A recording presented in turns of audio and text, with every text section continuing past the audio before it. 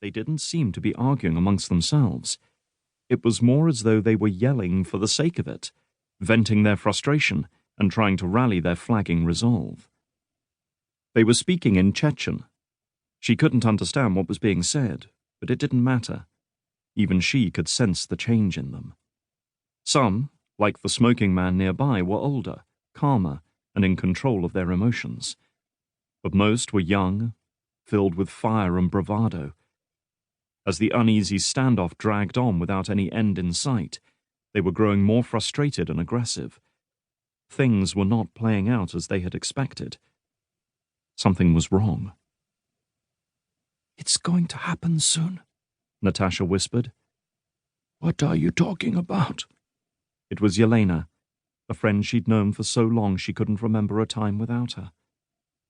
She was a plump sort of girl, not fat as such, but rounded and soft in body, the kind who would blossom into a voluptuous beauty in her teenage years before growing big and matronly as her youth faded.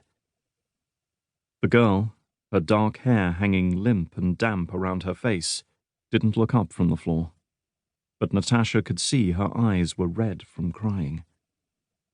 Natasha leaned in closer and nodded towards the gunman who had discarded his cigarette and was now pacing back and forth in front of the door, his broad shoulders hunched with tension. "They're getting more worked up all the time. They're going to do something soon."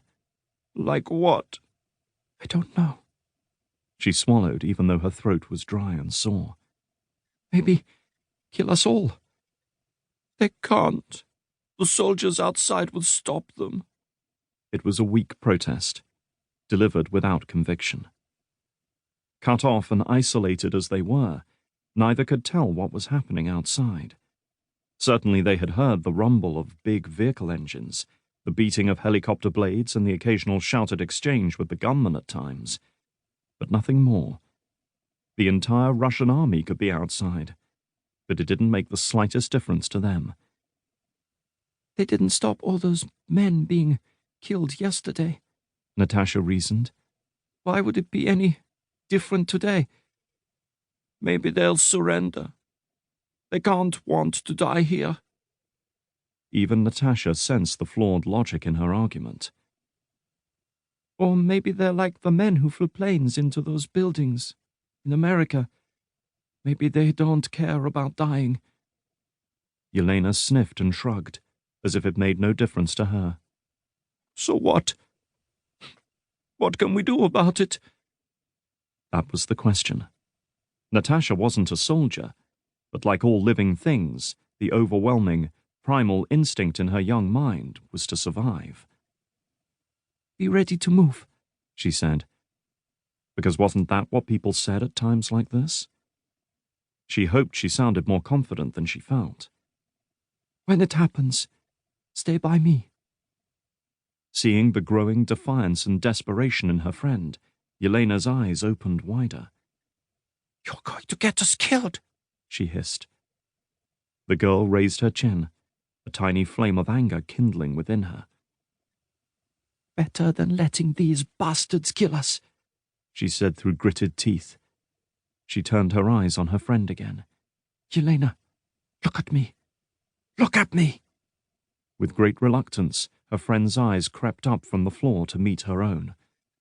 "I can get us out of here, but only if you trust me. Do you trust me?" Yelena's eyes shone with tears, but she nodded all the same. "Yes." Natasha reached out and clasped her hand. "We'll get out of this. I promise." No sooner had they spoken than a fresh round of shouting began in the corridor outside. But this was different from before. The men weren't just yelling to fire themselves up. They were arguing amongst themselves, their aggression growing in intensity. And then, all of a sudden, there were two more gunmen in the gym, both of them young, gaunt, and wild-eyed like horses caught in a stampede. They were brandishing their assault rifles like they intended to use them, and sensing this, the hostages tried in vain to shrink away. It was useless. They were hemmed in by the sheer mass of bodies. The smoking man was weighing into the argument now as well, standing in their path to stop them getting any...